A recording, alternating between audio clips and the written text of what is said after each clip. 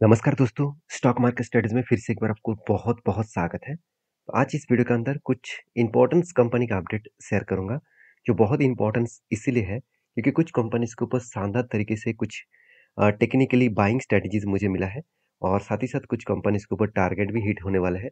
तो किस point of view से मैंने इस कंपनी के ऊपर काम किया था, वो मैं आज आपके साथ शेयर करने वाला हूँ। देखिए, मेरे वीडियो में हमेशा आपको नया-नया कुछ सीखने को, जानने को मौका मिलता है, तो इस चैनल को ज़रूर सब्सक्राइब करके रखिएगा। तो चलो देख लेते हैं। सबसे पहले मैं बात करूँगा वीआईपी इंडस्ट्रीज़ के बारे में। देखिए, जब वीआईपी के ऊपर एक बिग फॉल हुआ था, तब मैंने आपको बताया कि कभी न कभी इस लोअर साइड से वो रिकवरी कर सकते हैं। फाइनली वो दिन आ चुके हैं, फाइनली वो सिचुएशन आ चुके हैं। वो किस तरीके से सिचुएशन क्रिएट हुआ, चलो वो सबसे पहले मैं आपको दिखाता हूँ। आप देखेंगे तो वीआईपी के ऊपर देखिए लगातार एक प्रेशराइज़ बनता हुआ देखने को मिले, मतलब एक एक लाइफ टाइम हाई से कंपनी के ऊपर बिग फॉल देखने को मिला।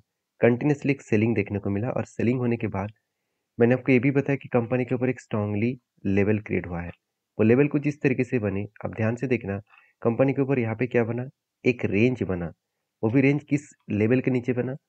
देखिए, जब भी कोई रेंज 200 डेज़, ध्यान देना, 200 डेज़ मूविंग एवरेज के नीचे बने, कोई भी रेंज 200 डेज़ मूविंग एवरेज के नीचे बने और वो अगर इस तरीके से बाइंग कैंडल के रेंज के बने, तो मैं उस ट्रेड को छोड़ता नहीं हूँ। क्यों? क्योंकि मुझे यहाँ पे कुछ पॉजिटिव पॉइंट देखने को मिलता है। पहली बात, कंपनी का वॉल्यूम बहुत हाई है, इस लेवल में बहुत हाई था। मतलब यहाँ पे जो बायर एक्टिव हुआ था, वो बायर फिर से एक्टिव होगा कब? जब नीचे आएगा, जब इस नीचे लेवल को टच करेगा, तब इस जगह पे फिर से बायर क्या होगा? एक्टिव होगा। तो फाइनली क्या हुआ? नीचे आए, इस नीचे आने के बाद बायर एक्टिव हुआ। क्यों एक्टिव हुआ?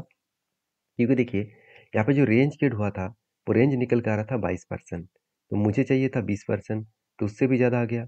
दूसरी बात, यहाँ पे जब भी इस लेवल को टच किया, एक रेंज बने और उस रेंज के अकॉर्डिंग कंपनी धीरे-धीरे करके नीचे जाता गया।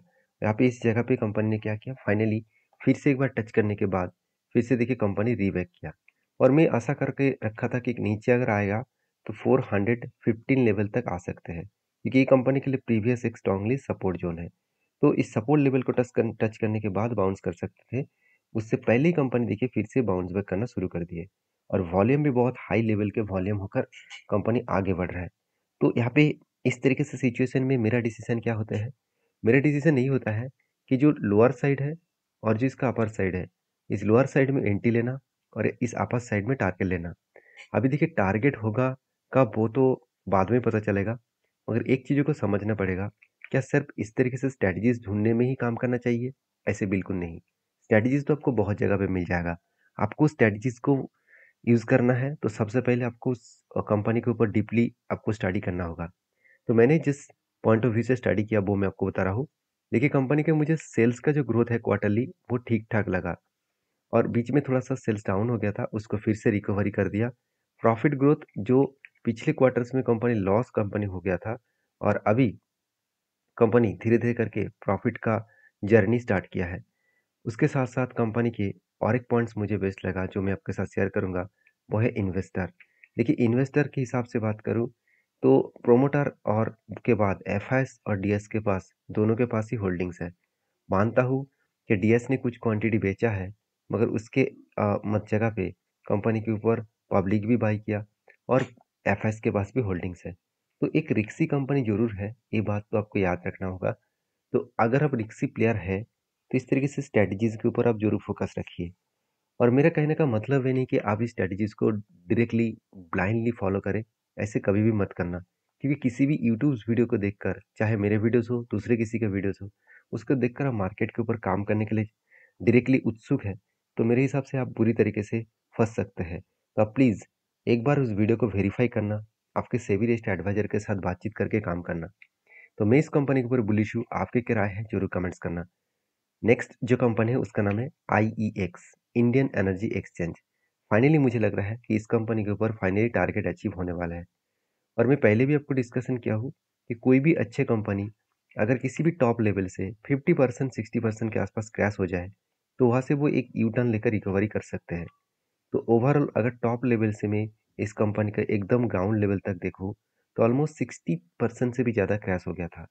अभी हुआ क्या, कंपनी के ऊपर जो सिचुएशन क्रिएट हुआ, उसके अकॉर्डिंग कंपनी शोल्डर बनी, उसके बाद बिग हेड बने, उसके बाद फिर से 2 बार शोल्डर बने और फाइनली यहाँ पे क्या हुआ, फाइनली यहाँ पे कंपनी का ब्रेकआउट हुआ और यहाँ पे ब्रेकआउट कंफर्मेशन भी हुआ। तो ब्रेकआउट एंड ब्रेकआउट कंफर्मेशन भी हुआ। उसके बाद कंपनी क्या किया, धीरे-धीरे करके यहाँ पे इस जगह पे कंपनी होल्ड किया, एक बार रीटेस्ट किए और देखिए जब रीटेस्ट किया तभी मैंने एक वीडियो बना के आपको शेयर किया था कि कोई भी रीटेस्ट मतलब जो लेवल था, जो उस लेवल से बाइंग हुआ है, उसी लेवल से जब कोई रीटेस्ट करेगा, अगर उस रीटेस्ट जगह पे कुछ इस तरीके से हैमर कैंडल बने, तो सोचना जर्नी स्टार्ट हो चुके हैं। मतलब यहाँ से वो नीचे आने का चांसेस बहुत कम है। और देख सकते हैं आप धीरे-धीरे करके किस तरीके से कंपनी आगे बढ़ रहा है और मुझे लगता है वो ईज़िली इस लेवल तक टारगेट को अचीव कर सकते हैं। तो अगर मेरा टारगेट इस एंट्री पॉइंट से टॉप लेवल तक देखूँ, तो 30% के आसपास गेन मिलने का चांसेस है, वो भी 40 डेज़ में।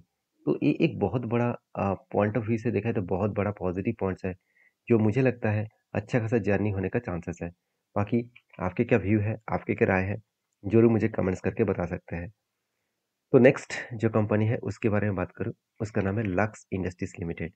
तो बेसिकली लक्स इंडस्ट्रीज लिमिटेड एक ऐसे कंपनी है जिसके ऊपर मुझे बेस्ट पॉइंट जो लगा वो मैं आपके साथ शेयर करूंगा। तो लक्स इंडस्ट्रीज लिमिटेड के ऊपर जो मुझे बेस्ट पॉइंट लगा, कंपनी के क्वार्टरली रिजल्ट अगर देखेंगे तो कंपनी के देखिए सेल्स में कंटिन्यूसली सेल्स जो जर्नी है वो कुछ इस तरीके से वोलेटिलिटी के हिसाब से है।